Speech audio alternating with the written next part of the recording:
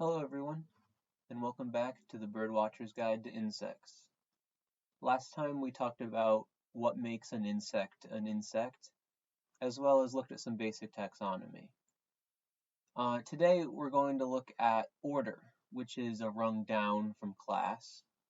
If you remember from last time, orders of some common birds are going to be songbirds and game birds, waterfowl, raptors, stuff like that. Pretty easily recognizable groups. And the same thing applies to insects. Some common groups that are orders are going to be your flies and your moths and butterflies, things like that, that are pretty straightforward. It's just learning the characteristics that make each of them up can be somewhat challenging, but for our case, we're going to look at 7 very common orders that have all pretty straightforward characteristics. And if you can get these 7 down, then you are well on your way to identifying, I would say, as far as 95% of the insects you're going to see in your yard and around.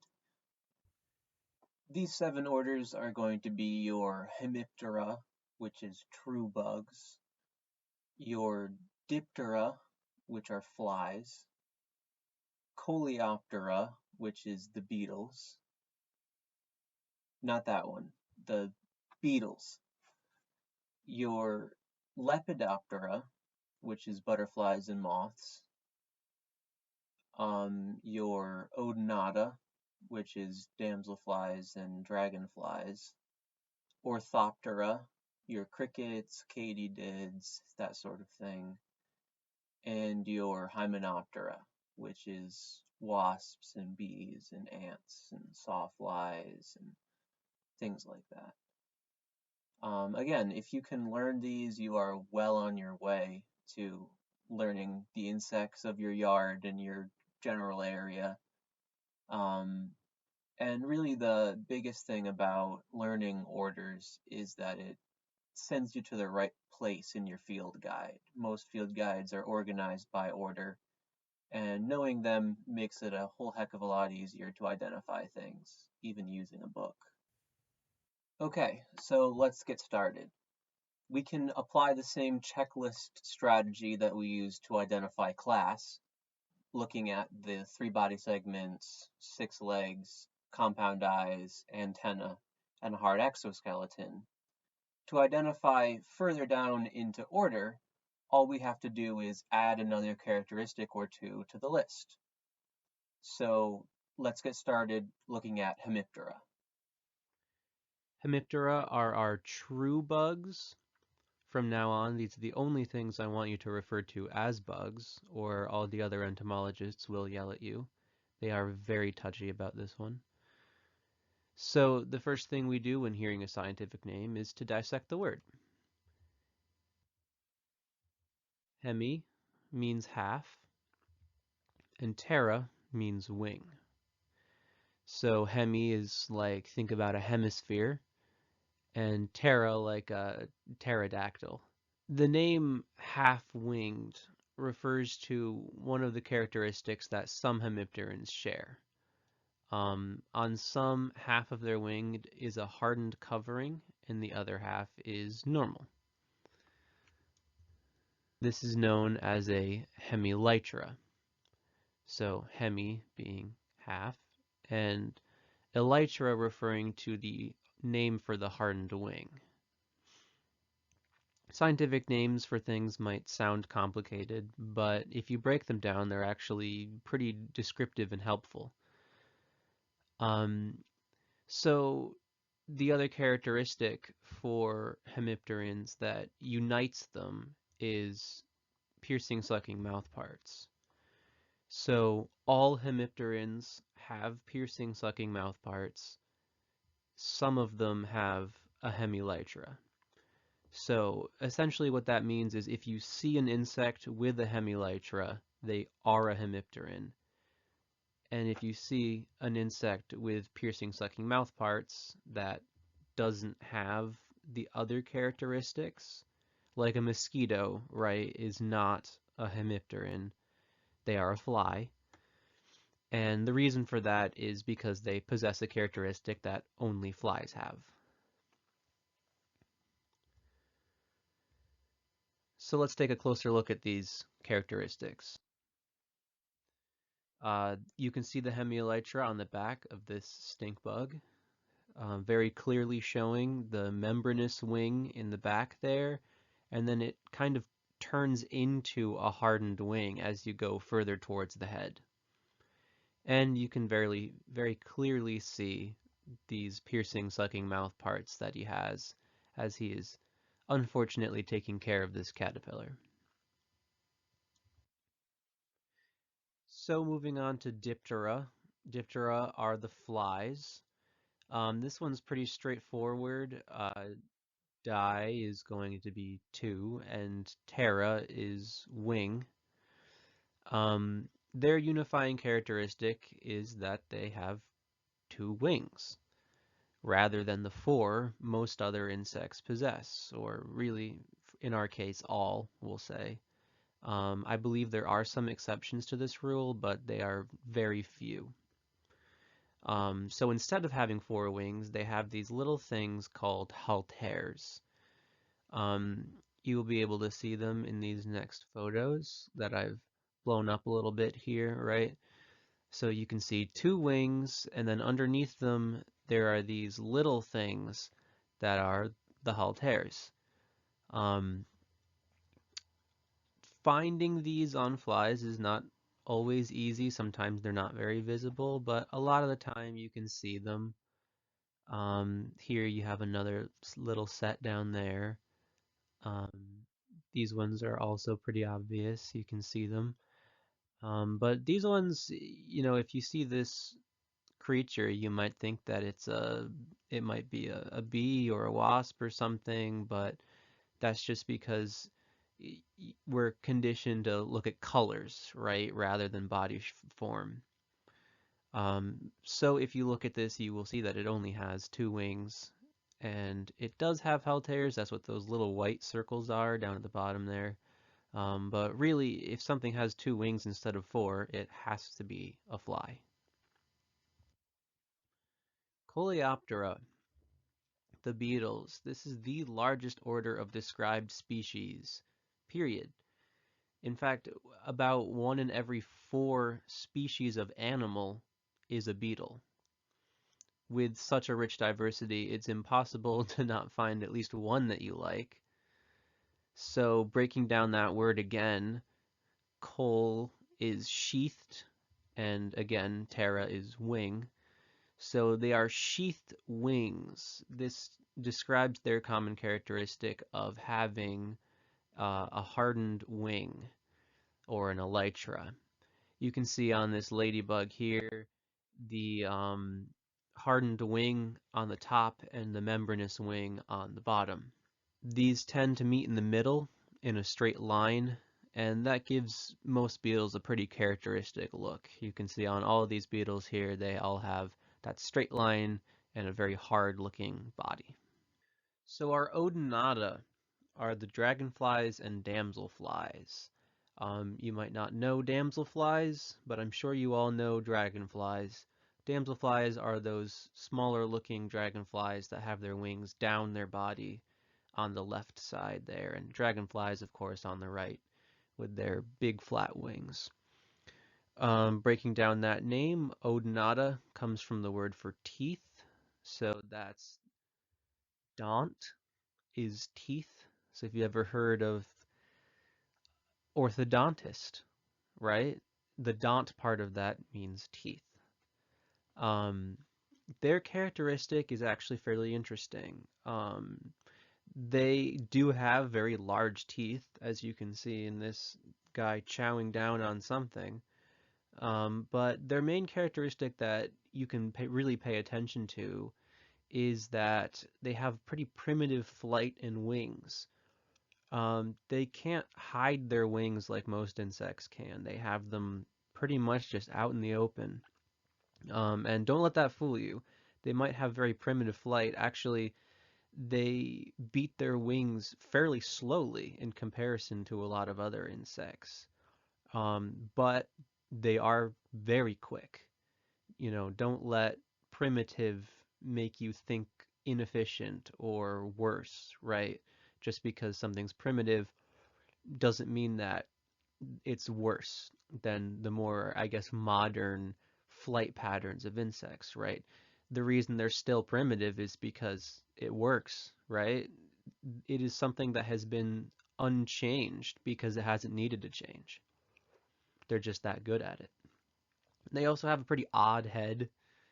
They've got a pretty large head, these big old eyes, and they are actually kind of the owls of the insect world. They can turn their heads almost entirely around.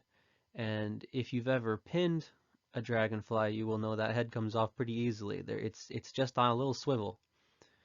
Um, the other characteristic that they seem to share is these net legs. You can see that on all of these pictures actually, is that they have somewhat longer legs in the back and they all kind of go forwards as if they're trying to grab something, right? And they use those to capture prey in the sky.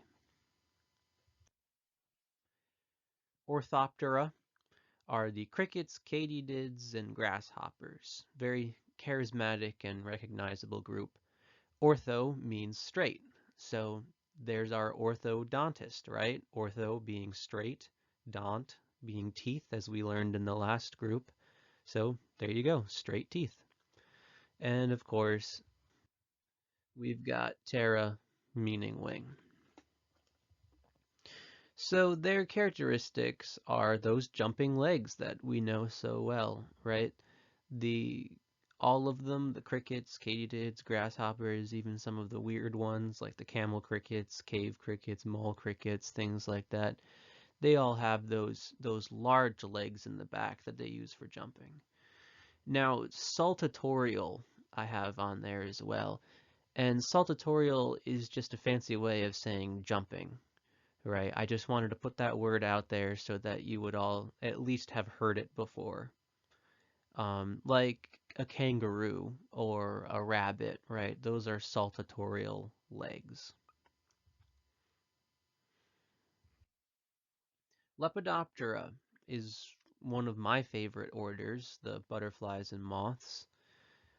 This word means scales, so lepis is scales, ptera again being wing, right? So they have these scaly, powdery wings. If you've ever held a moth before, you've gotten these scales on you before. It feels like baby powder almost. It comes off. Not that you should be handling moths and butterflies like that. If you ever hold one of them, you want to hold them by their body, right? You want to hold them by their thorax, just so that you don't take those scales off their wings, right? Um, it really just gives them a fluffy look that no other insect can really come close to. Lastly, we have Hymenoptera. These are bees, wasps, sawflies, and ants. Um, so hymen means marry, and ptera means wing. So married wing. This refers to the characteristic that all hymenopterans share, which is that their fore and hind wings are joined together by hooks. That's not very helpful, right? So we really look at them as not having the unifying characteristics that other orders have. Um, it's pretty easy to tell when you have a wasp or a bee. They're pretty noticeable looking, but as I said before, it's better to not think about color and things like that when you're looking at things. There are a lot of flies that are colored very similarly to bees and wasps. There are moths that look a lot like bees and wasps. So the best thing that you can do is go through those characteristics and see if they have them, right? Do they have halteres? No. They have four wings, right? They're not flies. They don't have those hardened wings like beetles do, so they're not beetles. Can they fold their wings out? Yes, these guys can fold their wings. Um, they don't have scales like butterflies do on their wings. They do have fluffy bodies, but not on their wings. Um, they don't have those piercing mouth parts, right? So pretty much there is only one option left, and that's Hymenoptera. So most of these groups are pretty straightforward. I'm sure most of you know what flies are and what flies look like and things like that. And for many of you, the hardest part of this is going to be remembering what the names are. But knowing what the characteristics are and being able to distinguish orders from each other is actually fairly important. There are many, many lookalikes. There is a lot of camouflage. There is a lot of mimicry going on in insects. So a lot of the times, knowing orders just helps you from making obvious mistakes when it comes to identification. And speaking of identification, you didn't think you were going to get away with not having a quiz, did you? Here we have an insect of mystery. I won't make you go over all the characteristics of insects again, but if you want to, you can. I will give you some time between each of them, and then we will go over them together. Okay, I'll assume that you have gotten your answer locked in here. We started off with a somewhat easy one. This is a Lepidoptera, right? This is a Tanuka moth, to be specific. You can tell by looking at the scales, right? Lepidoptera, scaly wings. So you can see some fluff there on its shoulder, and you can tell that these wings are not membranous, they've got scales on them. There are clear wings that do have membranous wings, but they still have scales on them that you can see. They look powdery still. So let's move on to the next one. Here we have another little guy on a leaf. Lock in your answers, pause the video, and we'll go over it in just a second. All right, so looking at this guy, most of you just instinctively could tell this is a grasshopper. They're a very obvious and charismatic group of Orthoptera. They have those jumping legs in the back. You can see it here. The one closest to us is missing, and part of the wing is too. This guy must have gotten chomped on by something. But speaking of that wing, something that I forgot to mention earlier is that Orthoptera being straight-winged was not a characteristic that I used, right? You can see his straight wing here. This is because the straight wing characteristic used to be applied to this group, but that was back when there were other groups that were in Orthoptera, like walking sticks and things like that, that all have straight wings as well. So that used to be a unifying characteristic, but now is no longer the case. Here we have another insect. These two are linked together. A very lovely heart-shaped pattern here. So I'll give you a second and bring your answers. Okay, so another maybe somewhat obvious one to some. These are damselflies. Um, they are in the order Odonata. You can see a few characteristics on them. You see that wonky big-eyed head that they have. You can see those net kind of legs that go forwards. And you can see those wings in the back that they don't really know what to do with, right? They look a little clunky. That's really all there is to it. They're pretty obvious, and as far as I know, there's not very many Odonata that don't look just like every other Odonata, right? Here we have another pair. Lock in your answers.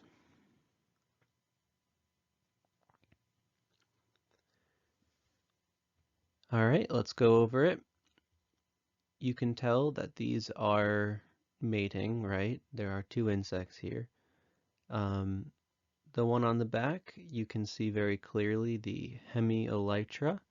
You can see the membranous wing there in the back, and you can see the hardened wing as it gets closer to its head. You can also see on the female there the piercing, sucking mouth part that she is using to eat whatever she's got. This is a pretty common thing. You will see a lot of females eating while they're mating. I'm not sure why. Maybe I'll have to look it up. But these are very clearly hemipterans. They are true bugs. This guy is one that might be familiar to the gardeners out there, unfortunately.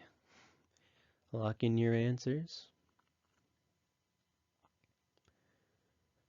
All right, this one is a spotted cucumber beetle that that I have seen many, many, many times in the garden outside.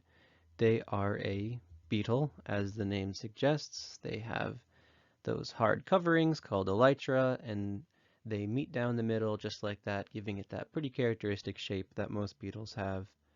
This is not all beetles that have this, but it's a pretty good thing to look for. Here we go on some milkweed. All right, now for those of you that were thinking about the characteristics and trying to decide whether I was trying to trick you or not by putting a fly in here, this is indeed a wasp. This is a bald-faced hornet, and this would mean that it belongs in the order Hymenoptera. This does have four wings, as much as it might not look like it does. If you look very closely at the start of those wings where they attach to the thorax, you can see that there are two wings that jut out. This is where that married wing comes into play and why it's kind of a hard characteristic to look for, because a lot of flies kind of mimic that by having darker parts of their wings that make it look like they have two, and it's just hard sometimes. But a lot of the time you can look at something and say, okay, well that looks like a wasp, and I can see that it doesn't have halteres, and you can get the right angle where you can see that it does indeed have four wings. What about this one? This is the last one, I promise.